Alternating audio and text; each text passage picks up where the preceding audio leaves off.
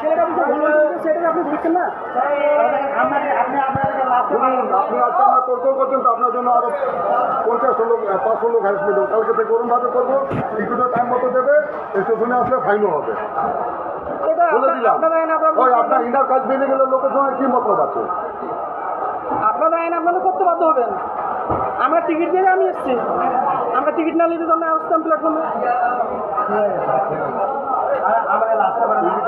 লালবেলা দেখলেন তো কত লোক? হ্যাঁ দেখেছি, তখন থেকে আমি ব্যাগটা গোছে রেখেছি। এখানে জানেন কটা টিকিটটা জেনে নেবেন, এরপরে যে দিনকে আসবেন এখানে 2:40-এর মধ্যে কাউন্টার খোলে, ঠিক আছে তো? এখানে ওই ভিড়ের থেকে আমরা ব্যাগটা গোছে রেখেছি। কাউন্টারটা তো আগে খুলে দেন। পা ফেলা জায়গা ছিল না, ওই লালগোলা টাইমে পা ফেলা জায়গা ছিল না এখানে।